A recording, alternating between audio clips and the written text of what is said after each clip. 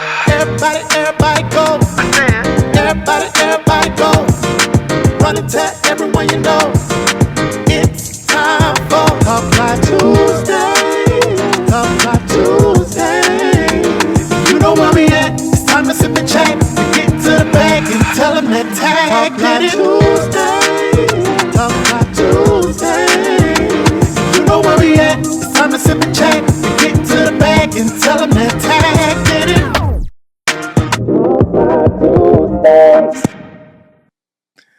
What's up, y'all? Welcome to Talk Live Tuesdays with Tag. Y'all already know what it is. And y'all know, listen, every time I come back, I come with something better and some more heat. Now, this week, I told y'all last week that I had one of my clients, former clients from Balenciaga, but she is also my friend. And I have her here with me tonight. Now, I know her as Bella, but listen, tonight we're going to get into Vanessa White. You ready for that, girl? I'm ready. You sure? I'm sure. Okay, listen. Now, again, like I said, I've been knowing Bella since, I want to say like I started Balenciaga 2022. And I remember you coming in and shopping in Neiman's. And then when I got to the store, you came in just out of nowhere. And I'm just like, I know her. And I had to come up to you and reintroduce myself. And I see like ever since then, like we just been on a up and up. Like you've been an inspiration to me. Like just even reading your book and getting to know you and just seeing what you do. Like it's a good thing. So tonight we're going to get into your book. We're going to talk about, you know, adversity to advocacy and everything. That's everything. So give my audience a little bit about you. Talk about yourself real quick, and then we're going to get into the show. Introduce yourself. I am Bella, formerly known as Bella BARCODE. I am a mother of 3. I am a activist for recidivism. Yeah. I am a licensed appraiser. I am a fitness enthusiast, and that's it. I'm just, I'm here just to maybe save a lost soul. Yeah. Who is lost on doing things that they shouldn't be doing. Yeah.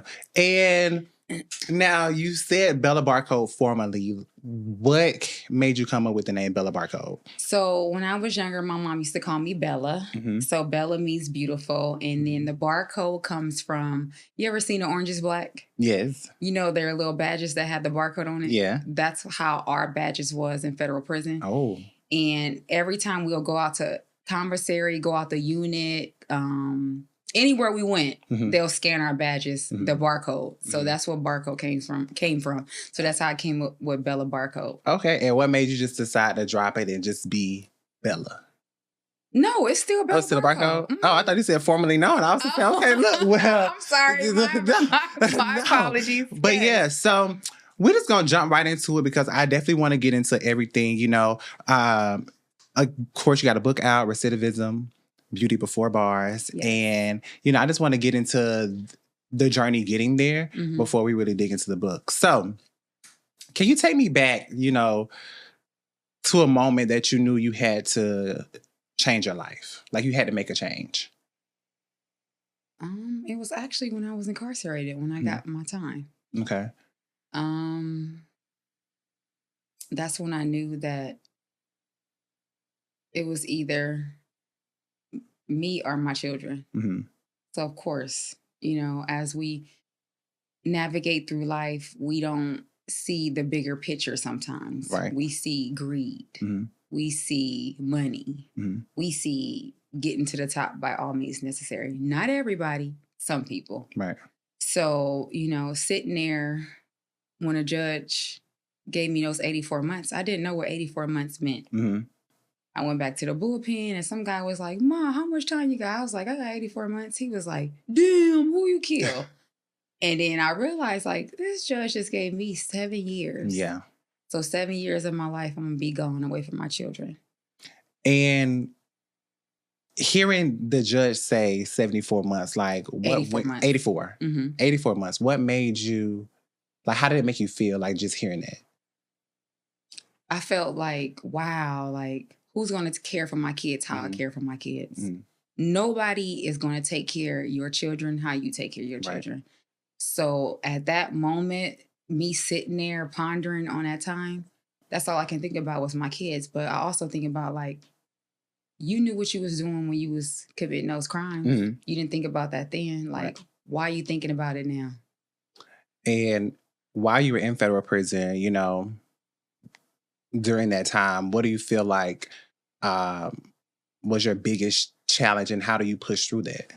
My biggest challenge was not being able to see my kids once I got transferred to Waseca, Minnesota. Mm-hmm.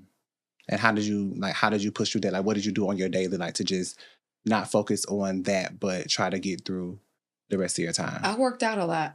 Mm-hmm. I spent a lot of my time on a track. We had a big track in Waseca, Minnesota, as well as Dublin, FCI Dublin. Mm-hmm. We had a weight pal in FCI Dublin. Mm-hmm. And I worked out my whole 84 months. I don't know if I could do it. Listen, I ain't gonna say the whole 84. I probably would have did the last 24. Right. But baby, the whole 80, oh no, because I just know me, like, I probably would have still been in a funk the whole time. And I'm trying to learn how to let, like, my feelings consume me and let things that I'm dealing with at the time, like, consume me and, like, keep me down. But I feel like in that moment where I would have had no freedom, I had no way to really, I guess your outlet was working out, but for me, I probably would have just been like, what am I gonna do? Like, how do I get through it? So that's a good thing that you at least found something in there to help you push through. Was there a defining moment that sparked your passion for helping at-risk youth and single mothers? No, it's not. It wasn't until I got out until I realized how hard it was for a single mom to get back on their feet. I didn't have nobody to help me after doing 84 months in prison. I didn't have nobody to give me no handouts or give me money like, here, everything is going to be okay. Here go X, Y, and Z. I had to get out. After I did that time, I had to get out and start all the way over by myself. Yeah. And I feel like without, like, it was God's grace. Like, with God, like, putting him as the head of my household, I feel like he ordered my footsteps. And you say God, and I also say Allah a lot. So, were you originally Christian and then converted to Muslim, or have you always been Muslim? I was a Christian. Okay. And I converted over to Islam 4 years ago. Okay. And what made you spark that change? Allah choose you. You don't choose him. He choose you. Okay. A lot of people don't understand that. Got you.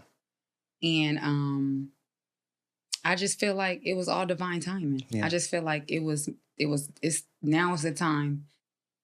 Who knows, like, how my story might impact somebody else's life. Yeah. You know? Yeah. And even reading your book, like, it just made you look at a lot of things differently, because, you know, sometimes you think about your struggle, what you've been through, and, like, what your life is. And it's like somebody always has it worse than you. Like, there's always a story that has more depth to it. So it's like, you can't always complain about your story because somebody, again, went through something worse. And when I read that last night, I was like, you complain about so much, but you ain't got kids. Like, if something happened to you, you don't have kids that are going to need you while you're away. You're not, if you don't have no money, you don't have somebody that's looking for you to fend for them, kind of thing. So, like, it was a lot of thought. Like, it had my mind racing, like, thinking about and being thankful for a lot, because, again, you know, although you went through, and although you did what you did, but you had to go through a chapter in your life where it was just like, you had basically nothing, and you had to sit there and you had to deal with it. And that's the thing. Like, he'll strip you away to show you that you are nothing without him. Yeah. That's true. He'll strip you from everything. Yeah. And that's what he did. He stripped me from everything. Yeah.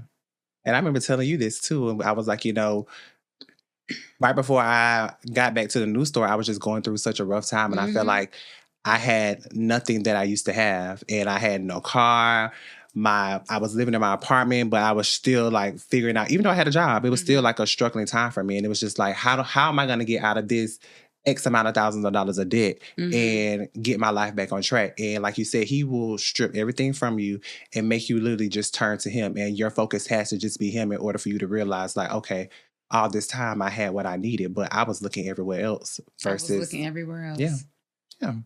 Well, many people struggle, I guess, like you were saying, breaking cycles. And, you know, whether it's a crime, poverty, a bad relationship, what advice do you have for someone who's trying to turn their life around?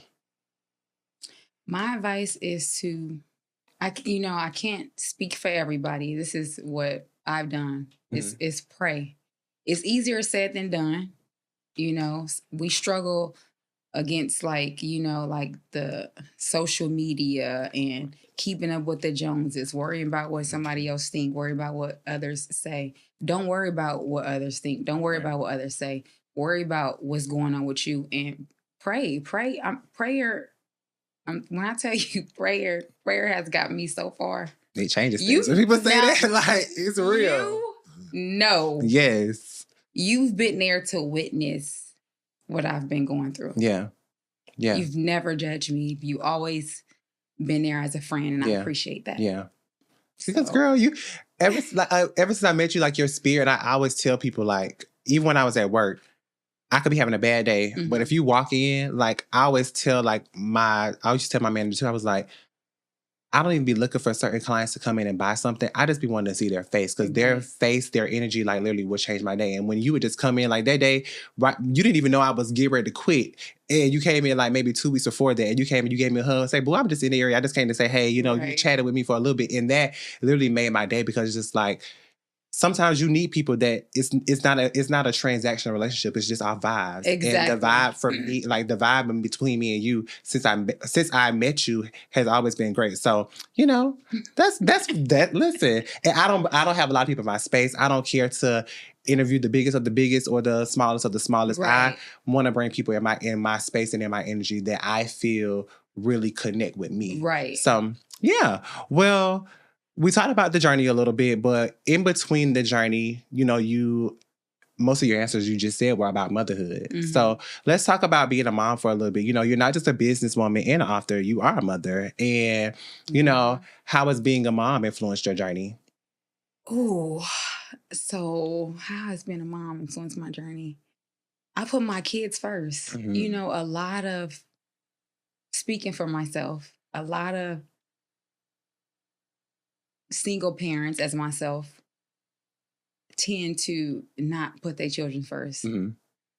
I've always put my kids first when it comes to anything. Yes, again, we say we out here doing it was greed too, but my kids come first no matter what. Yeah. I do not play about them 3 boys. Yeah. And you're a boy. You're a boy mom. And I'm a full boy mom. Like, no girls nowhere. No girls nowhere. Like, I do. Like, I don't know. Like, it's not easy navigating through life being a single parent. Yeah. And one thing I know for sure, one thing I know for certain is those boys need their parents. Yeah. Those boys need their mom. Yeah. And I'm nothing without them boys. Yeah. Yeah, and you are a good mom though. Like Thank you even I remember us going to your birthday, and I was not expecting to see your youngest there, but when he walked in, I was like, yes, Bella. Like no matter what you're doing, where you going, you got your babies with you. Right. Like, and I love that, and they all so sweet. Like they all so nice, and I just love that about you. Like being able to balance everything that you're doing and still. It's not easy, but I do it. Yes, like even I remember that day when you were at the store and you called your son to see. You think you called to check on him or asked him about a shoe size or something, and how he answered the phone and he was just so mannerable and he just kept telling you he loved you, and that literally on the inside you just understand I want to cry because I'm just like, oh my God, like that's so sweet to just see someone so young be able to express the love they have for someone. Like, and I feel like growing up I didn't hear that all the time. Yes. Like, and I'm big on that. Yes, like you don't hear like parents back then, they felt like it was, I ain't gonna say it kind of crippled you in a sense to tell you I love you or show you any kind of affection because they didn't want you to be soft or they didn't want you to be whatever. And it's just like, no, like that honestly could help a person be stronger because they need love. Everybody needs love. Everybody needs love. And it's big. It's something that I do now with my children is I allow them to express their emotions. Like with my youngest son, I'm like, if he's feeling sad, like what emotion are you feeling right now? Like what's making you feel this emotion? Yeah. Express how you feel to me. So I'm big on that. Yeah, you have expressing for my children to express themselves. Because it was always when I was growing up, it was like, oh, whatever. Like it wasn't how you feel, how you sleep last night. Like nothing, none of that was taught to me at a young age. So I'm big on that. And I feel like some people letting your kids express themselves right now will help them express themselves when they get older. Because even me, like sometimes, like even as an adult, and I'm 30, and it's just like. I could be dealing with something or somebody could say something to me and I don't even know how to respond to them in the moment. And then when I do say if me and one of my friends getting into it or I'm into it with somebody and I may text them and be like, this is how I feel, whatever. And I put my phone down and they can respond and I won't even look at my phone because I'm afraid of what my response was to them made them feel. So it's like, I'm thinking about their feelings, but I'm also trying to let out mine too. So it's just like, that's a way for me to, when I'm expressing myself, it's hard because it's like, I also don't want to hurt your feelings either, in a sense. Right. So now, what were the hardest conversations you had to have with your children about your past? Because I know you had told me that, you wouldn't have even written your book or put your book out or told your story if, one of your kids didn't, allow you or didn't approve of it. So, like, what was the hardest conversation? I would say the hardest conversation was, why did I do it? What was the reason why I did the 7 years? So me being incarcerated. Yeah.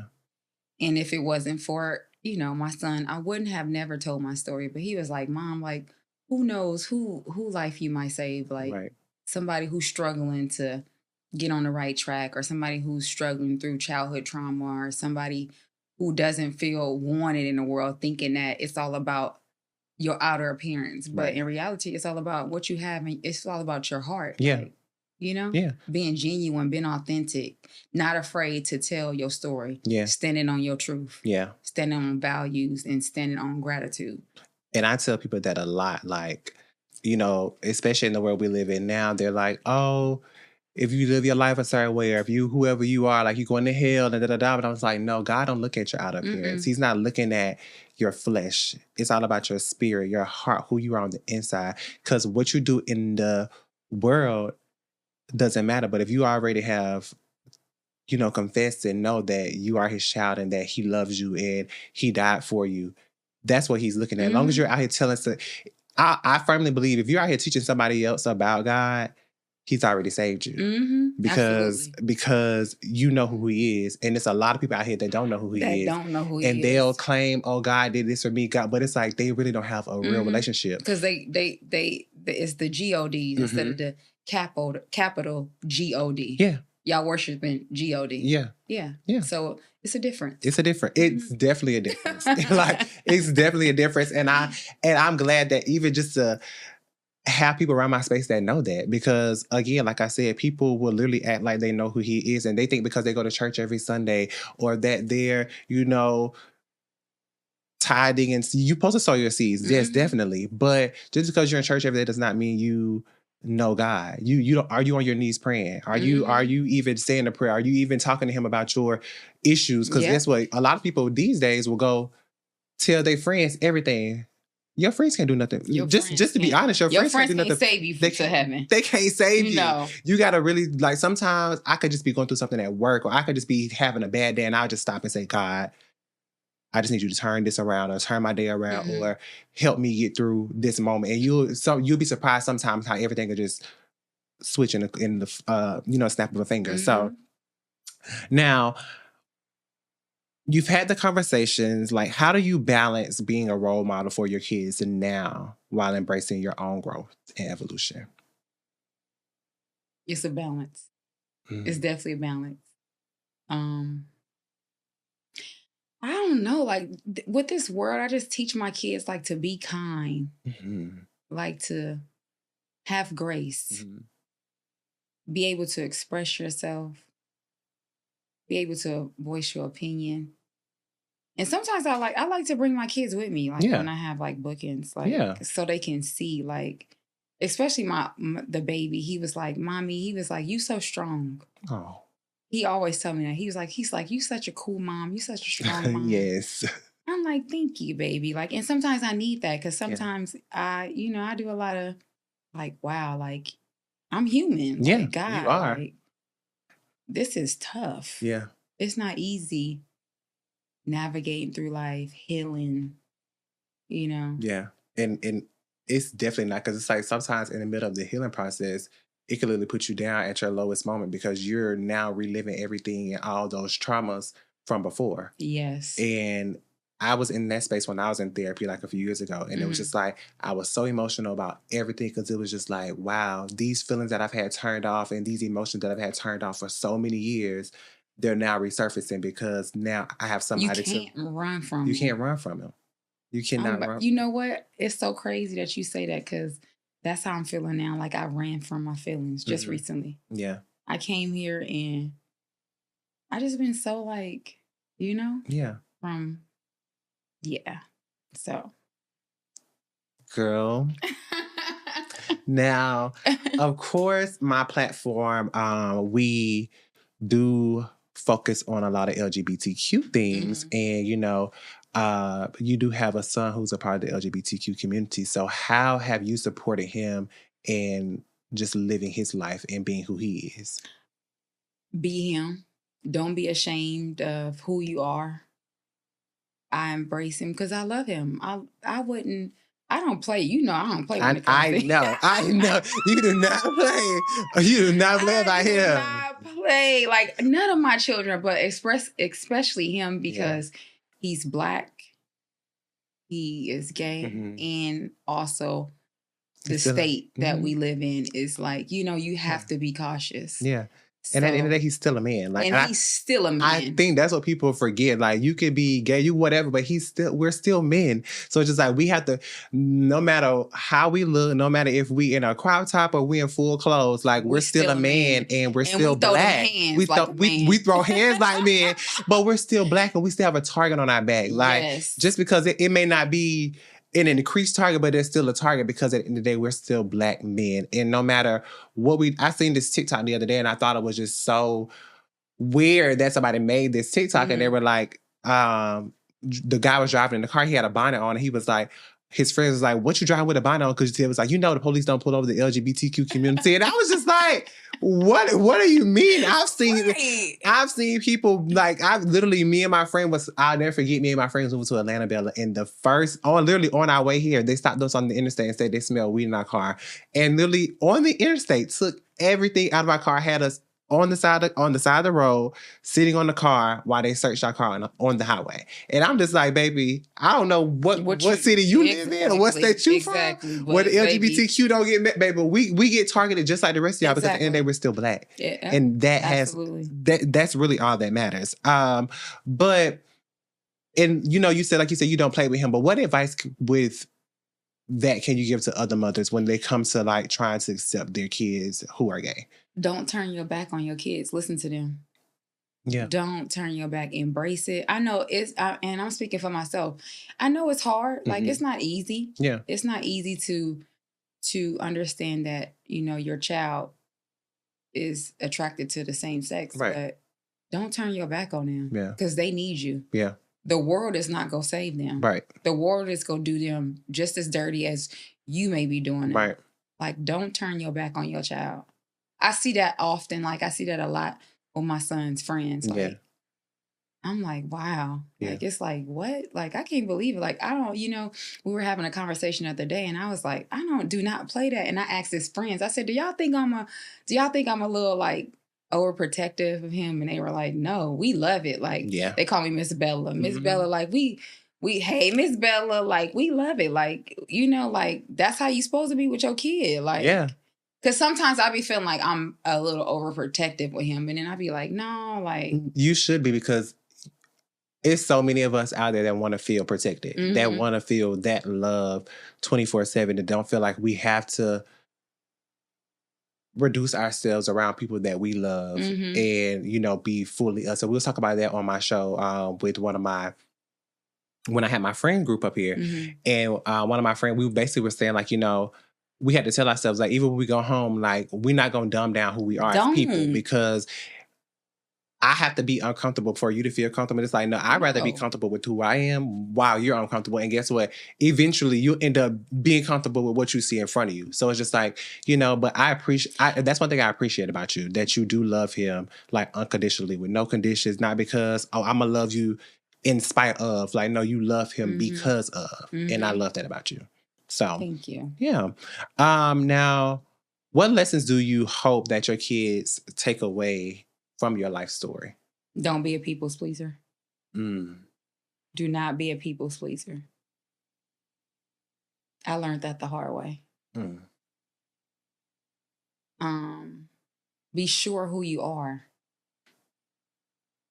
Be sure who you are, and loyalty goes a long ways. I guess the word of the I guess the word of the season is loyalty. Loyalty, and also before you say that, distinguish a friend with an associate.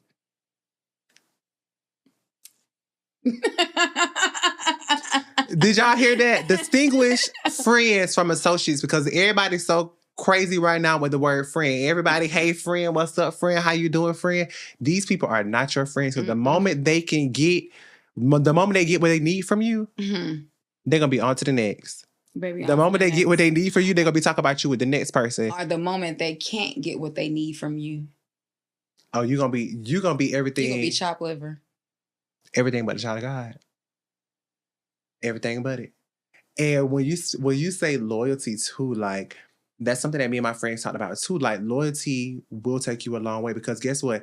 If I know that I can trust you, if I know that you got me through no matter what, you can have whatever you want from me. You can get whatever you want from me. If I got it, you got it. But at the first thought of my mind that I have to doubt that you're loyal to me, they get taken away. And I said, me and my best friend we've been best friends since 2000. So it's like been 12 years, since 2012, 13 years. And I told this story in another interview too, but he had told me one day while I was in our dorm room, we was in college, and he said, look, I'm your friend. And he was like, if you ever have to question me again about being your friend, because he was friends with my ex too. And he was like, if you got to question me about being your friend, I need to be your friend. He was like, I'm going to tell you right now, and this is my last time telling you, don't question me no more. And ever since that day, I have not questioned him. And y'all he still has friends? Been my friend since that day. That's been 13 years ago. Wow. 13 years ago. And Bella, I could tell you, I could call him right now. I would never, matter of fact, last year around this time, I had something going on, and I called him, I was like, friend, where you at? He was like, on my way to work. I said, I need you to come to my house right now and help me with X, Y, and Z. And he was like, hold on, let me call my manager real quick and let her know. He called his manager, let his manager know that he was going to help his best friend, and he'll be there when he can. He just need to go make sure that I'm okay. Came, did what he needed to do, took me back to his house, made sure I was okay before he left me. He went to work, came back home, and it was that. Like, but if you got people like that in your corner, you don't want to mess that up. Because a lot of people ain't gonna drop with it. People care about their jobs too much. They care about their jobs too much. Too much to even drop their job to be like, oh, this person called me. But one thing my best friend can tell you, and I tell him this all the time, if he lost his job tomorrow, if I had to struggle to make sure that he had what he needed until he got back on his feet, you would. I would do that. Yeah, that's how I am. And I know that he would do the same thing for me. And I tell him all the time, I say, it's going to be two things, and I strongly believe this. I'm either going to get rich first, or my mom and my daddy going to win the lottery. Okay. And they gonna send me the money. And I said, whatever happened first, if I signed a deal on the dotted line, my mama call me and say, hey, check your account. I got you. I said, whenever I call you and say, girl, what dealership you want to go to? Hello. Thank you. That's all you need to know is I made it. I got it. What dealership we going to? Because I'm going straight to Mercedes. I need the biggest G-Wagon on the lot, baby. You said 250. Add them rims and that leather seats on there and make it 3, okay? Because I'm finna blow the bag. I want the biggest one out. I'm blowing the bag. Right. But yeah, so motherhood, we talked about the journey. Now, let's talk about recidivism. Beauty before bars. Beauty before bars. Hey, girl, let me tell you something. Like I told you earlier, I read, but the book has to grasp my attention. So how was the book? The book was good.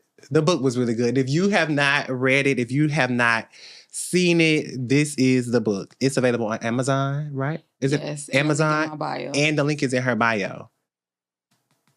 Go get the book. Go get the book. I'm telling you, if you've been through anything, or if you're somebody that has battled any kind of addiction, whether if it's, I feel, drugs whether if it's been any other kind of criminal activity, whatever it is, I feel like this book, in so many words, will show you that even after that life, it's a light after. It's a light after. It's something out there after that life. So go read the book, but we're gonna talk about it.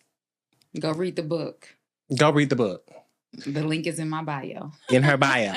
Now, you said in this book, you started writing this book when you were in prison. Yes, I wrote it in 2010. What made you just say while you were there, like, I'm just gonna write a book? Time. I'm gonna do it. I'm like, I don't have nothing but time. Like, and you see how long it took me to publish this book, though? Yeah. It's been over a decade. Yeah. Time. I didn't have nothing but time. Just sitting there, we like I said, we had the Weight Pal. I was working out and I was going to college online. And I'm like, let me put this time to use. Yeah. Like, let me not waste this time while I'm sitting here with all this time. And writing the book, like, was that like something therapeutic for you that made you just feel like, okay, well, let me get this out? Because did you eventually know that you were going to publish it? No, I didn't know that. The book was not called Recidivism, Beauty Before Bars. It was called The Diamond Cluster Hustler. Yes, Diamond Cluster Hustler, DCH. Girl, yeah, this time. So I'm like, yeah, that was not the name of the book at first, but... And what made you just decide, what made you just come up with this name? Because let me tell you, I am widening my vocabulary. And I was sitting there for the first, even when you had on your page, and I said, you know what, I'm not going to Google it. I'm going to figure this word out. And I'm just reading it, and the letters was messing with my eyes. I'm like, because everything just looked together like RC. And I figured it out, and then I Googled it, and I was like, let me see if I'm saying it right. And Google said it, and before I even read it, I looked up what the word meant, and I was like, wow, that fits very, very well. Like, so the word recidivism refers to the tendency of former inmates to reoffend. Why was that such an important topic for you? Because I don't know what the percentage is, but I'm going to say 60% of inmates reoffend because they don't have the proper tools to adapt back into society.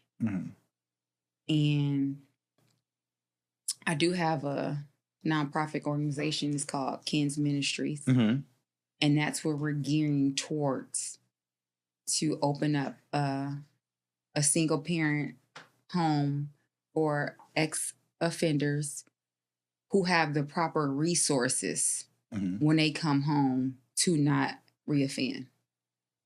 And I felt that the Diamond Cluster Hustler was going to be more so about the game. So I said, you know what?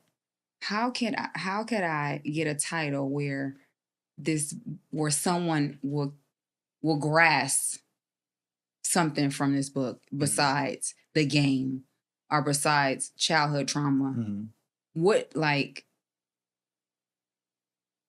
I need to show them that it is a light at the end of the tunnel. You don't have to repeat the same cycle. You can break generational curses. You can break free from whatever bondage you feel like you in. It's not all about the next step to trying to gain that momentum to be on top without doing crime.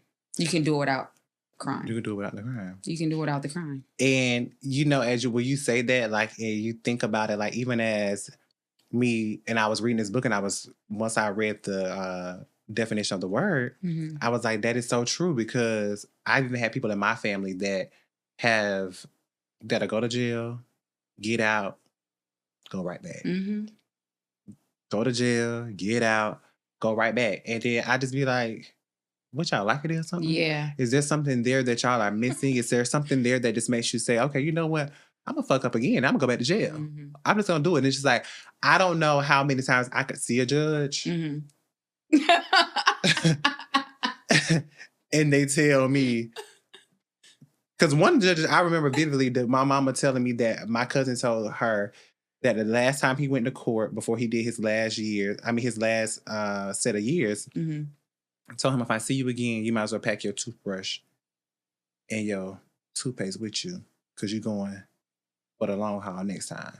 And it's just like, I couldn't imagine the judge telling me like, okay, next time, that third strike, baby, you out of there. And you know that's how California is. They give you strikes. I caught my case in Virginia, but California gave you strikes. 1, 2, 3 strikes, you're out of there.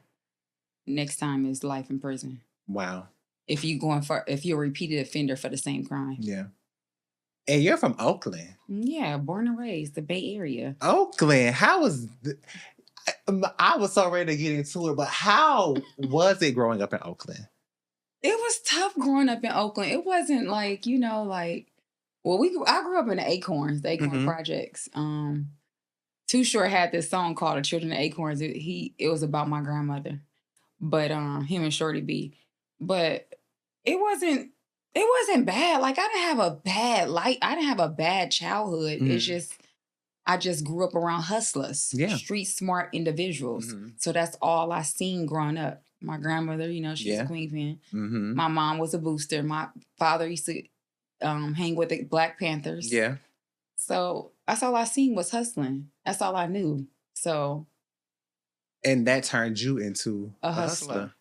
And being a hustler at such a young age, because I was reading the book and then once I realized that you were still like 20-something, I was like, girl, I'm thinking she just living her life. She done got into her 30s. She well gone, whatever. And then when I realized, I'm like, wait, because the story, how you told the story, it made you feel like you were going down the ride with you. But as you were telling it, it felt like I'm just going through these years with you. And I'm just like, dang, she probably did this at this age. Then when I got to some part and they said you were like 22, 21, 22, something like that. Because you had said, what was her name? Was it Melissa?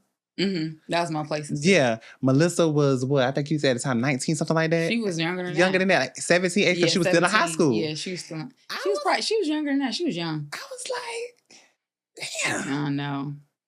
You had it going on. I did. Now,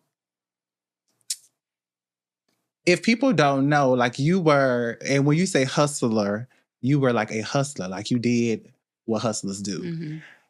No man behind me. No man behind you. A woman. Doing it and getting the money like the men and have the men look at, like, I remember you saying in the book, like you basically... people looked up to you. Like you had respect where you were from because you had the money. You were doing what you were doing. How did that make you feel at the time? It made me feel good at the time, but also I was, I had to be real cautious because Oakland is rough. Like, I had to always look over my shoulder. Had to always make sure I was safe in certain areas in Oakland. So... yeah.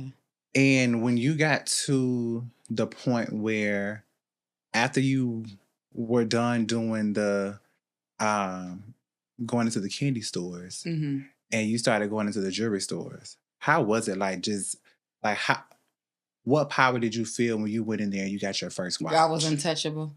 That nobody can tell me. I felt like I was untouchable, baby. Why did you see it? Like, what? We just came out with Jacob watches. Like, nobody could tell me nothing. I was the first person in the town to have Jacob watches. I felt like that girl, but then quickly, you feeling like you that girl, like, you be feeling good, like, when you getting all this money, but then as you sit down and like, wow, like, it comes a time where you be like, wow, what's going to happen when you don't have all this money? In the day when you realize, okay, now I'm caught, like the money is going down the drain. Didn't even have the money for my bail.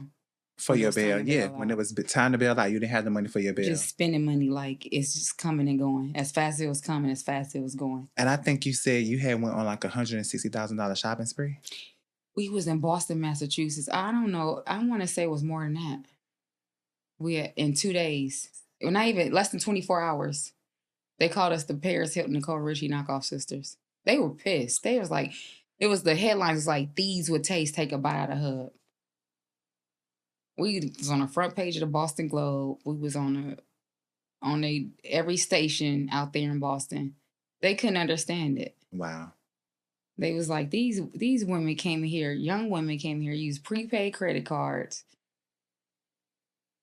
I just want people to understand that at the end of the day go in. The day go in.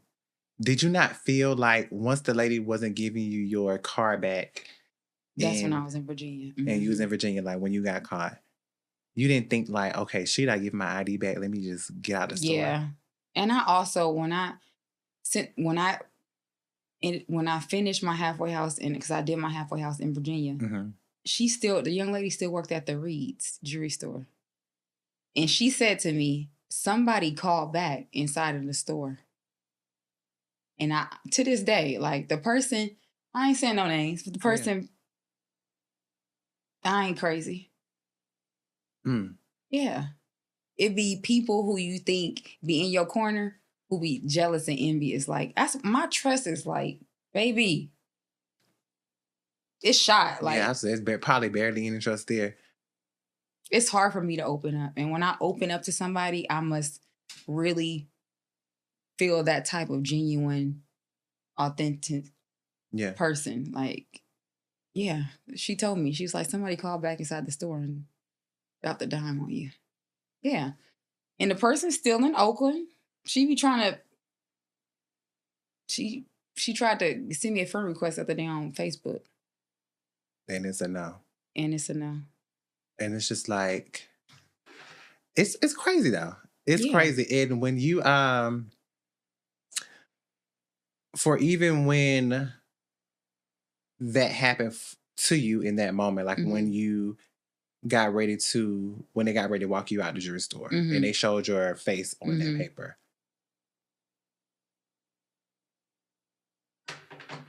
I know your kids came to mind.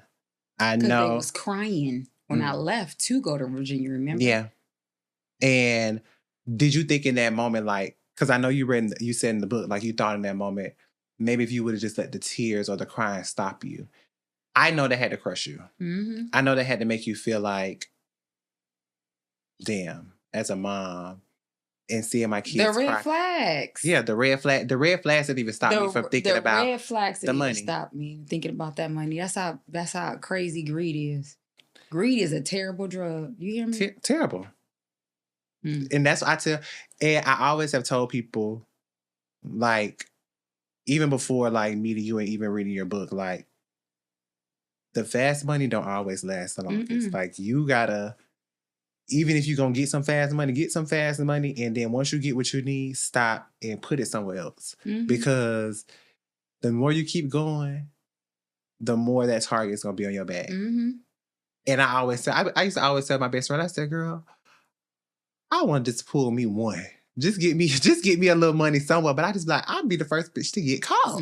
Because I don't even read your book and how you were just saying how you had to go in there and be you have to put confident, put on this facade, and I'm just like, I probably would have been caught the first time because I'm probably gonna be looking around like, is anybody watching me? Like, they coming, I'm paranoid, like, girl.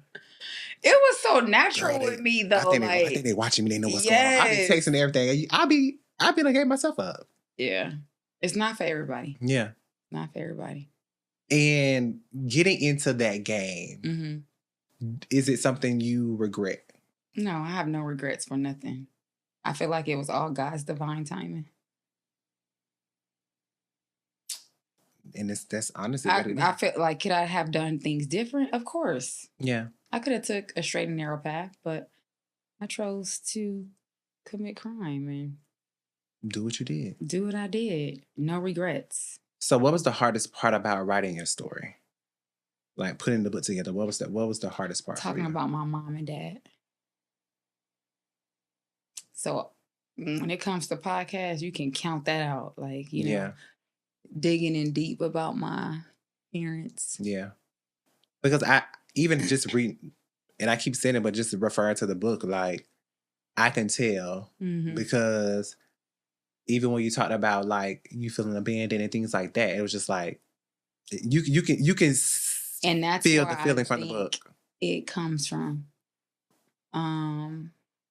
knowing that people who's supposed to be this positive influence in your life, not saying they wasn't positive, they did the best that they can do. I don't fault my parents for nothing that they did. Like, I love my mom and dad to death, like, you know, but knowing that you had these people who's supposed to protect you, not saying that they didn't protect me, but you had these people, your parents in your life who's supposed to protect you and to make sure you do the right things in life, grow up the right way, and to feel abandoned. I never knew that I was suffering from grief all this time by my father. Like, at a young, like, I felt like he left me with my addicted mother. Like, you know, my mom did the best. My mom worked 3 jobs. Yeah.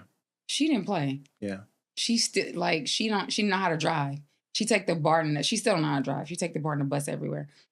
But yeah, she did the best she can do as a parent when my father passed away. But knowing that at such an early age, I suffer from abandonment issues, like, and as I got older, I still suffer from abandonment issues, like with my ex, you know, my relationship with my ex, like, you know, it's like, wow, like I never knew that until I started going to therapy, like crying and just crying out of nowhere. Like, are you okay? No. Now I know that it was me crying out for help. Yeah. And then for you crying out for help and then a person to turn their back on you when you really need them, that's what hurt the most. Yeah. Because I feel like that's what happened when I was younger. Yeah. I was crying out for help and you know. And no one could see through it because of everything that you were doing. And a lot of people don't realize that. Like, don't realize it. I tell a lot, when you see someone acting out of the norm and doing certain things you just know they wouldn't do, and they can tell you they're okay. They can tell you they're doing it for whatever reason. But if you know that that's not their person, and you know that's not what that person does on the regular, or you know that's not their character, you should be digging more deep into it. Like, digging more deep. Girl, I know that's not you. I know that's not what you do on, like, and not so more where it handicap you from being the person you are, but if you love that person, you go do whatever in your power to help that person, no matter what. That's how I feel. Yeah. And I tell, the strongest relationships is when you don't give up when it's the roughest patch. Because if you can get someone through a rough time and help them come out on the better side, that's how you know you're strong. And that's how you know that person is strong as well. And I think that's something that solidified me and my best friend relationship too. Like, we've been through so much together. But when it got rough and when it got to the point, like, girl, how we finna pay these bills? How we finna do whatever? Like, I'll never forget my best friend. We had just moved to Atlanta. We was like 2 months in and we like, okay, maybe we bit off more than we could chew. And my best friend went to his 401k. He cashed out his 401k from his, he got a new job, cashed out the 401k from his old job and paid up our rent for like 3 months. See? And was like, we just gonna stack our money for the next 3 months or whatever we got. Right. And that's when you knew. That's when I knew for real. I had already knew in college, but I knew then for real. I was like, oh, you gonna take your money out of your account for not for just you, not gonna pay your half up, but you gonna pay the full rent up to make sure that we good. So, and then I'll talk about, we was at dinner. We was doing it big with his 401k. I'm like, girl, you don't even pay for nothing. Nah, so I got it. You good. But that's I feel like that's what friendship is. Yeah. But do you feel like society does enough to help those re-entering the world after incarceration, or they don't? They don't? And why do you feel that way? Like, after incarceration, it's hard for people to get back on their feet. It's hard for people to get jobs. They don't have resume writing. They don't know how to fill out an application to get housing. I feel like society should have like programs where ex-offender, look at our president. He's a felon. Yeah. Like, how could that happen? But my thing is, how could you judge somebody? This is who y'all voted for. And let's not talk politics because I don't. Yeah. But here y'all go judging. Oh, she's a felon. She did that. She should be in jail. She should be this. She should be that. Like, who are you? Who are you? Who are you? Because if the person that sits in the highest chair of the land, the highest chair can be a felon and have all the charges that he have against him. And I ain't talking about no money charges. Yeah. I'm talking about what was a rape and molestation, all this kind of stuff. But you don't judge him. But you don't judge Y'all him. was ready to go in there and put y'all check on that ballot. Yeah. But regular people can't get jobs. They can't vote. They can't do nothing. Anything. Felons can't carry a gun. Can't do anything. We can't do nothing. So I just feel like society needs to give back more when it comes to ex-felons, when it comes to stereotyping ex-felons. Like, we all the same. Yeah, we did our time. Yeah. Stop giving us that target, because we did our time. We came home and, that back into society. It's not easy, especially when you don't have no help, no support, when you have to do it all by yourself. You have to learn how to do everything by yourself. Some people be institutionalized. Yeah. And it's hard learning to do everything by yourself, because I'm a first generation college student. Like, my mom and my dad didn't know I was going to college until I got my acceptance letter, and I was like, hey girl, hey boy, I'm going to school. And they were like, you doing what? How you finna pay for this? What you finna do? Right. I'm like, I done filled out the stuff for financial aid. I had people help me with this. Yes. I figured it out on my own, but it's hard to do that, especially when you don't have some people that have done it before, or you don't have people that understand like your story and what you want to get to. That's why I'm big on financial literacy with my children. I don't play that. Like, my kids know about Roth IRA accounts. Mm-hmm. They know about IULs. They know about trust funds. Yeah. Baby. Ooh.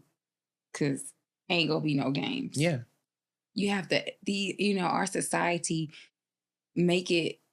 not make it so hard, because they have so many things online, Zooms, where you can educate yourself about financial literacy and things like that. But some people not tech savvy. Yeah. Some people don't know. And it could be some websites that you think you're learning what you're supposed to be learning from, and you're not really learning nothing. It's just there to get your attention, because they making money off of you clicking on on their thing. So like, a lot of people don't really know how to do the research. They don't. And again, I feel like that's what we need, is just Black people in general, like people that want to not gatekeep, but people that really want to see. Baby, the gatekeepers is gatekeeping. They gatekeep. Like, what? I talked about this on the last episode. Like, it's just so within within our community, the LGBTQ community, as well as just the Black community in general. Black people gatekeep the most because they don't want to see the next person win. Baby, I want to see everybody win. And that's how I was, baby. We all go eat, we all go win, we all go shine. You would never know who the boss was in this friendship, because we all look good. Everybody look good. Yep. I remember the client that we had, he was like, my sister was trying to hook him up. My god sister was trying to hook him up with my little play sister. And he was like, which one is the boss? Like, he didn't know. Yeah. Because we all looking good. We gonna all look like the boss. Yes. I'm gonna make sure you look right. Because guess what? I can't have you walking behind me or walking around with me and looking like anything less than. Absolutely. But equal to. Yeah. Yeah, this society. And people don't want you to look equal to them. No. But that's what me and my friends talked about on this show. We gonna all go out. We gonna all look good, because guess what? We ain't no haters. We ain't getting it together and be like, oh girl, let me go change my clothes because what you know. And I feel like that's your big, especially in friendships. And I wish I could have thought about this before. But in friendship, if you with somebody and they tell you, oh girl, let me go change my outfit because girl, you dressed up. No, be you. This is me. This is what I feel like I should wear for the night. What you feel like you wearing for the night is you. Right. But you don't want people around you that have any kind of jealousy or hate towards you. Period. You don't. Period. In today's society, you really have to choose your associates / friends wisely.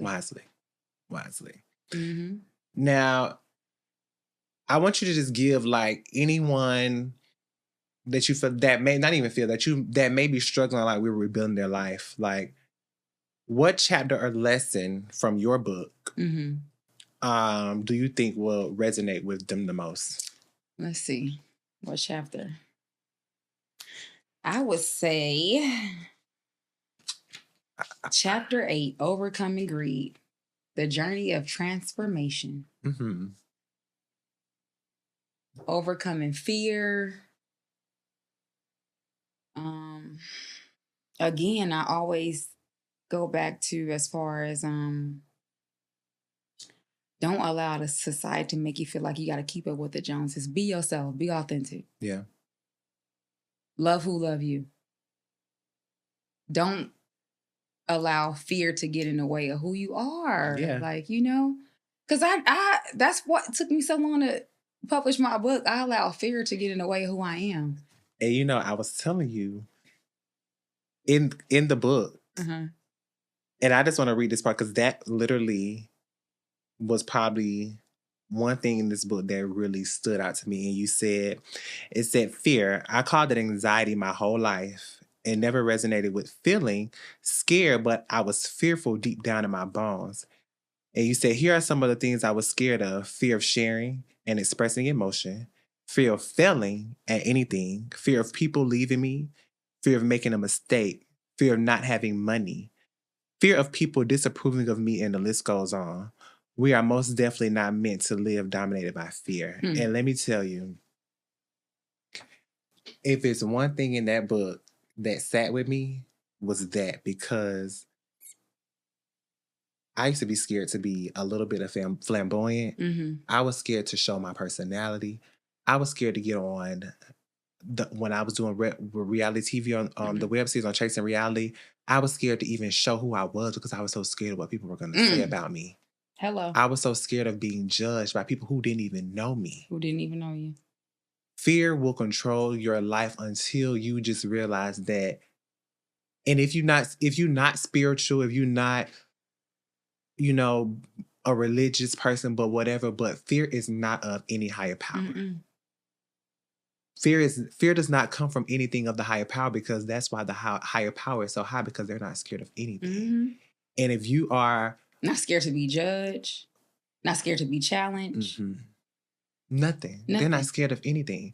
And if you live, when people say they want to, and this goes back to having a relationship with God, if you say you're a child of God and you have the power of God in you, you can't be fearful, because there's no fear of God. There's no fear.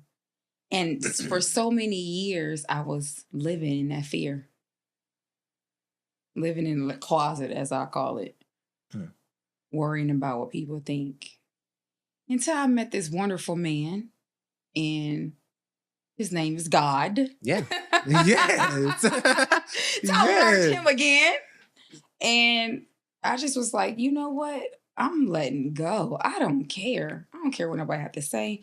Ain't nobody feeding me, effing me, or financing me. Yeah. The 3 F's. Yeah.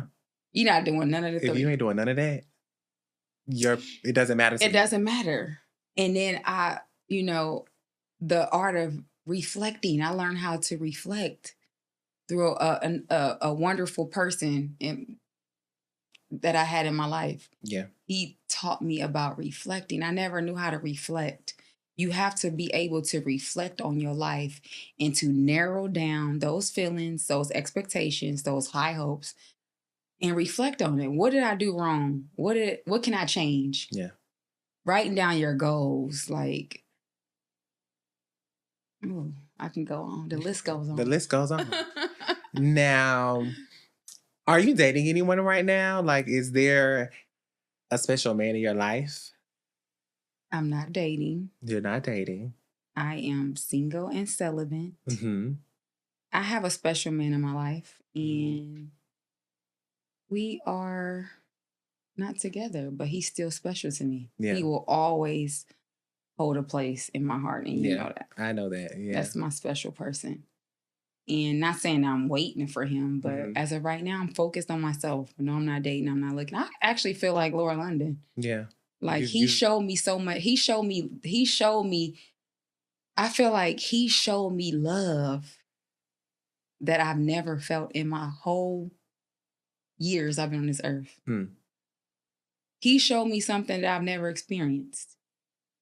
And, who knows what God has in store for us, later on down the line. But as of right now, no. I'm not looking. I don't. Yeah. I'm not interested. Like, now, what if someone comes around that may put you on a higher pedestal, would you be open to? Who knows what God has in store? Who knows what God has in store later on down the line? Yeah. If a special person comes. But as of right now, no. Now, how are you and the kids right now? Like, where are y'all at in life? Like, how is that for you? Life is amazing. You know, we have transitioned to another place, and my son is, you know, his house should be done by September. Okay.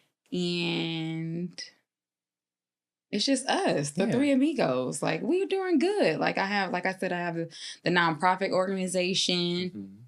And a re-entry home is coming soon for single moms. And I'm excited about that. That's a big project I'm excited about. I can't wait till it's all done. We're going to talk about that more at the end. Yes. Now, so we're just going to play a quick little game. Okay. Now, it's just 5 little questions, but the game is called Beauty Before Bars. And so beauty means it's a good decision. Bars means it's a mistake waiting to happen. And explain to me why you chose bars and not beauty if you do choose bars. Okay. And just a little, I'm going to give you the first question because it's just like a little opener. Okay. So, given an ex a second chance after they did you dirty, would you give that beauty or would you give it bars? Bars. Why? Because the snake only shed they skin once, twice, 3 times. So, yeah. I've had it. I have, and yeah. So you done split the block before, and it didn't turn out right. It wasn't better than the first time. I only spent the block with one person. And not saying it didn't turn out right, but I just feel like God show you things and he take things away from you to show you that you have to lean on him and not on man. Like, lean on him for all understanding and not on man. I've only spent the block once with my ex. Like, and I can't. So I was referring to my son's father, my youngest son's father. Like, baby, no, I wouldn't. Like, I've only spent a block one time. And that was with my ex. I just, you know. Yeah. Okay. But yeah. Now, you know, you are a businesswoman, and you also, of course, you know, like you said, you were a hustler. So taking a big business risk without a backup plan, would you say that's beauty or bars? Bars. Never do that. Absolutely not. Taking a big risk. You don't take risks no more. Them was in the younger days, baby. You can't take risks no more. Baby, you have to narrow it down. You have to do your research. Yeah. You have to do a background check.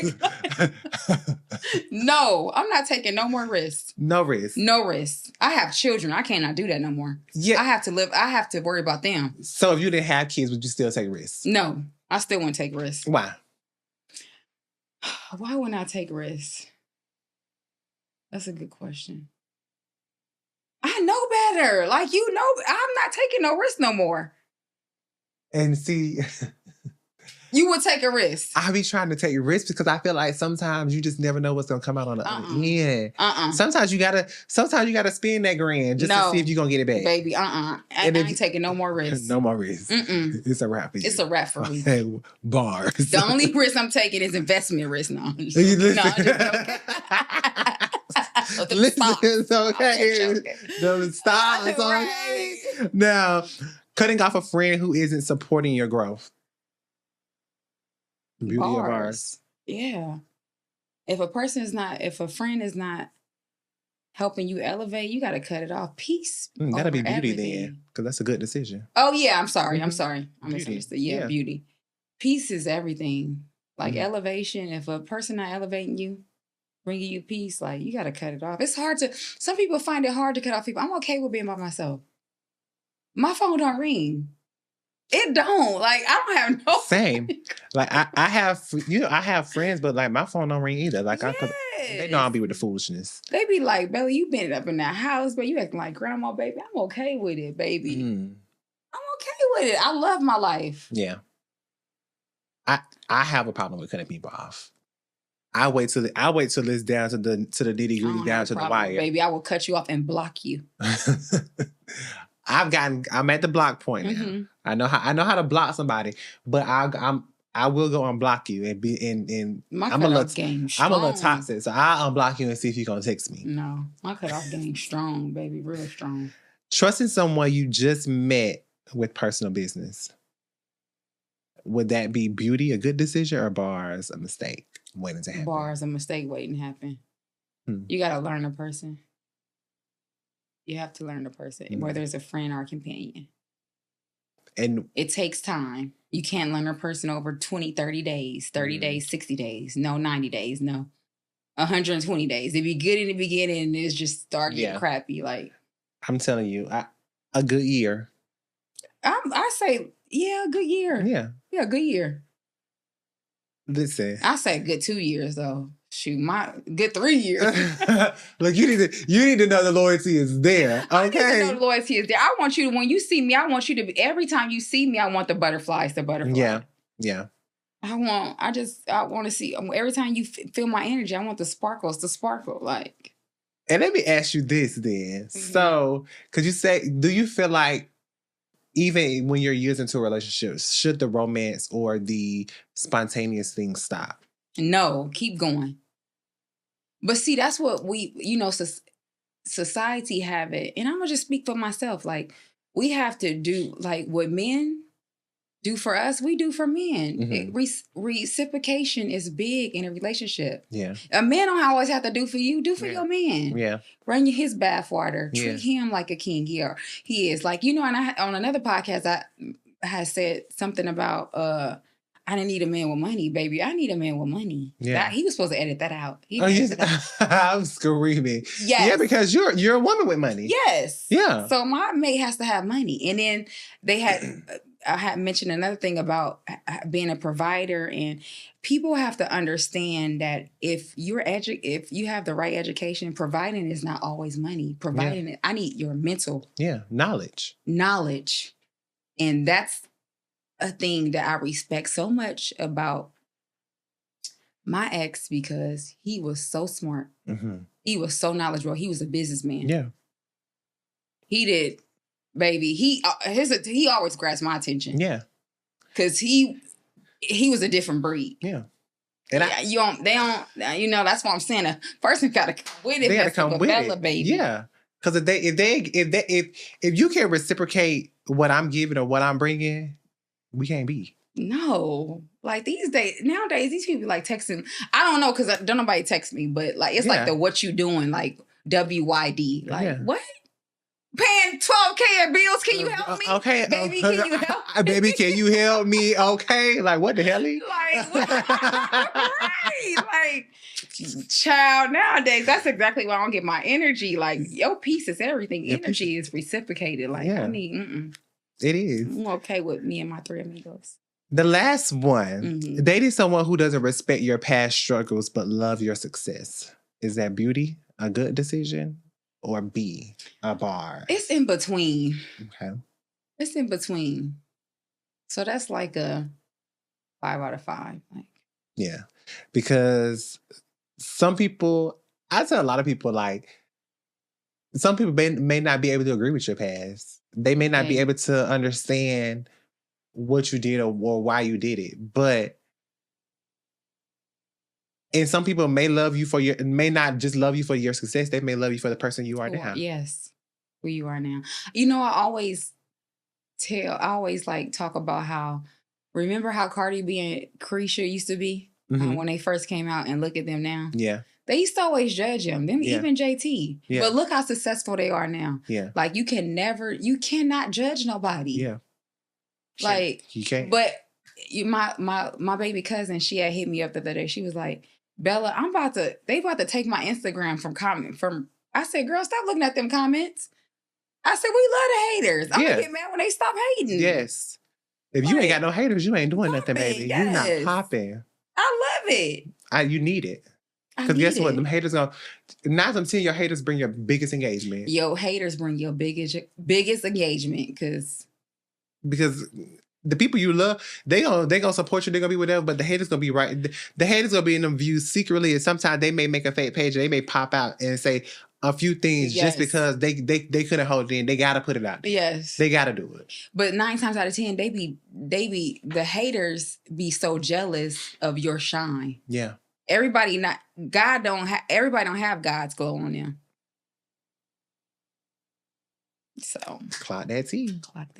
You gotta be one of them. You gotta be one of the ones. You gotta be. I am God's favorite. And I said, let me tell you, that's why I feel like I'll be connecting with people who be on a higher frequency. Because one of my friends literally tells me, and she's a trans girl, but she's one of the few trans girls that I really can like connect with. And she told me, ever since she met me, she said, baby, let me tell you, one of them ones. Mm-hmm. She said, you ain't gotta do what everybody else do. She said, because look, even when you do it, you could take breaks off and do whatever, but guess what? Every time you come back, you see how I go. You always pop it. That's why you gotta keep going, because imagine if you keep going, where to go? Because you one of them ones. So I just feel like every time I'm doing an interview, I'm getting confirmation for myself too, with the people that I'm talking to.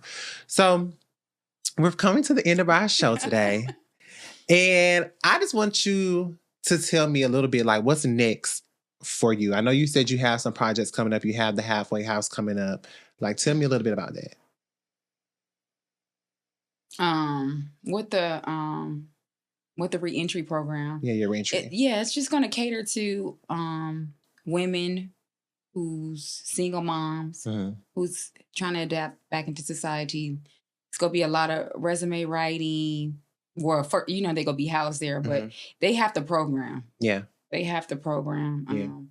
Helping them adapt back into society. It's going to be fully staffed. Okay, and I'm excited about that project. And then, of course, we're gonna be doing casting for the movie soon. Okay. Oh, yes. Is that exclusive? That's exclusive. Yes, movie. Heard it first live here. Right here on Talk Live Tuesdays at 10. Yes. I love that. I'm so happy for you and I'm so proud of you. Like, and I know you have a book tour as well. Oh, yes, I do have a book tour. Give us some deets on the book tour. So May 3rd, I'll be in Philly. And then May 17th, I'll be in Dallas, Texas on the 17th of May. And then next stop is Atlanta. Of course, I have to do Atlanta. Yes, it's going to be on June 5th. And make sure you subscribe to my website so you can get all the updates about the book tour. Okay. And then after Atlanta, and what's the website? www.itsbellabarcode.com. Once again, it's www.itsbellabarcode.com. My Instagram is itsbellabarcode.com. TikTok, it's Bella Barcode. I mean, not .com, but it's Bella Barcode. Yeah. And then my Facebook is Bella Barcode Fitness, because, baby, I used to be like, I'm a fitness guru still, but, baby, I really used to be in fitness. Yeah. But, I calmed down a little. But I still stay snatched. Let me find out. I need to, girl, you can get me, because I'm trying to, tell me some tips. I need these abs good and ready by July before my birthday comes. I need to be showing this stomach off. We need to be on the island. We need to go somewhere. I don't know where we going, but baby, I'm outside this year, okay? I'm out the door. Now, if you could give one piece of advice to someone trying to rebuild their life, what would it be? Stay true to yourself. To stay true to yourself. Don't allow society to make you feel like you're not doing enough, because you are. You are. You are. And I'm gonna just piggyback off of that. Never feel like you're not doing enough because of what you see around you. People can look like they're doing this, baby, that, and the third. Have you feeling like the internet has you feeling like you are behind, like you're just. But you're right where you are supposed to be. Right where you supposed to be. Yeah. God is aligning you right where you're supposed to be. Yeah. Take your time. Don't feel like you have to, like it's a race you running. I remember wanting to get out of leave my job so bad. And I felt like if I wouldn't have stayed, I wouldn't have met you.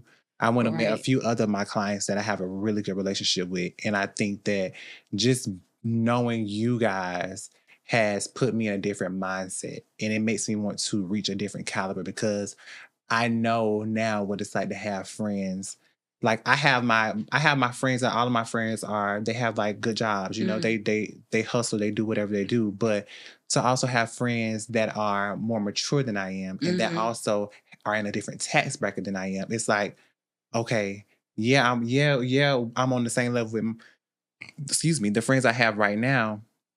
But I'm also looking up to a separate group of people that are where I want to be. And so I just want to thank you for embracing me and having me as a friend and somebody that you feel comfortable with talking to. And also, like, even just when you had your birthday and you brought me around, and then like when you go out, you want to go out. Like, I appreciate that, not because one thing about it, my girl will pay for it all. She's gonna tell you, do not pull your card out. But it's not because of that for me. Like, it's never, last time we went out, I'm getting ready to pay for my stuff. You're like, what you doing? And I'm like, I don't want you to pay for me every time, whatever. But I appreciate you because that it shows you that when a person does get to a certain place, or when you do get to a certain place, you have to give back. And there's no telling what ways you may give back. It may be, with nonprofits, volunteering, whatever case may have you. And it could just be simple things as you going out with your friends and making sure your friends straight. Like, but I just appreciate you, and I appreciate your spirit and your energy, because if it's one thing that I've never gotten from you, is somebody that's fake or somebody that's putting on, like, you really hone in on who you are. Thank you. And you haven't hid who you are. And I'm going to tell you, when you posted that video the first time on the podcast, when you posted a video and I was listening, I said, I know damn well who is this lady? Like, I don't know. You talking about Trap Queen? Yes. Trapping Anonymous? Right? Oh, you did Trap? I said, who is this lady? I don't even, let me get into the tea, because what? But just to know your story now, it's just like, girl, the glitz and glam, it looks good, but they don't know your story. They don't know what you've been through. They don't know what I've been through. So I'm so proud of you. Thank you. Everything that you have going on, everything that you're about to do. And, I'll be supporting along the way. And I can't wait to the book tour. I can't wait to be there, because I'm going to come there with my same book. I'm going to walk. Y'all, it's already read. Y'all see the flows and the flips, because, baby, I'm going to have to go back and read those particular parts. But again, thank you for coming on my show. Of course. Thank you for having me. Thank you for being here, because, listen, my girl came from her new state to come back to Atlanta to sit here. And that's what I'm loving about the people. The people are not mind traveling right now for the kids. So I really appreciate that. And you are who you are because of who you are. Thank you. And you're going to continue to be who I am. Miss Bella BARCODE. Miss Bella BARCODE. You got anything you want to say? Pop your shit just one good time before you get off of here. Just let the kids know, like, what it is, and let them know that you sit here on Talk Live Tuesdays with Ted. I am sitting here on Talk Live Tuesdays with Ted, and I just want to let everybody know that I appreciate you guys' support. I appreciate the feedback. I know you guys want a book 2. Yes. Book 2 might come after the movie. Yes, we need a book 2. We definitely need a book 2. Because listen, y'all, I was telling y'all, it was one chapter in this book. I was like, I need a little bit more. I want to know the in-depth details of this. Like, I need some more. So yes, we definitely need a book 2. Okay. Book 2 might come after the movie. After the movie. Yes. But I really, honestly, I really thank Allah for all that he's done in my life. Yeah. I'm very grateful. I really appreciate the support. I appreciate you for having me on the show. I was a little nervous. I was like, my love is calling me to come. Yes. And I'm not going to give you too much, girl. I was not going to give you too much because I can get a little restless. I always be nervous when I get on podcasts. I don't know, but everybody be like, Bella, we love you. Yeah. But let me tell you, before we go, this is the last thing I'm going to say. Okay. Whoever you interview next, whoever interviews you next, or whatever you do next, start taking down a piece of those walls one by one of talking about your parents. Okay. I know it's gonna be tough for you. I know you're probably not gonna want to show that emotion, but I guarantee Did you see me in the middle of me talking? I started. You started getting a little emotional, but that's okay, because let me tell you, you don't know who that's gonna help either. Right. And just because they read your book, they get a glimpse of it. But just to hear you talk about it now, I guarantee you it could be somebody out there that may watch and be like, wow, she's been through this and I'm going through this right now. And this is probably what I need to see to move forward. Right. You're right. Beauty before bars. Beauty before bars. Listen, y'all, thank y'all for tuning in to Talk Live Tuesdays with Tag. Y'all already know what it is. Listen, make sure you comment, like, and subscribe, and let us know how you like this show. Listen, make sure you follow my girl on Instagram at It's Bella Barcode. And I promise you, you will see more of me coming next week, because y'all know I got a guest every week now, and I cannot wait till y'all see who I'm interviewing next. Yes, I love it. Bella Barcode. I love you, girl. I love you too. Thank y'all for tuning in. Y'all already know what it is. Thank you. Bye. Bye.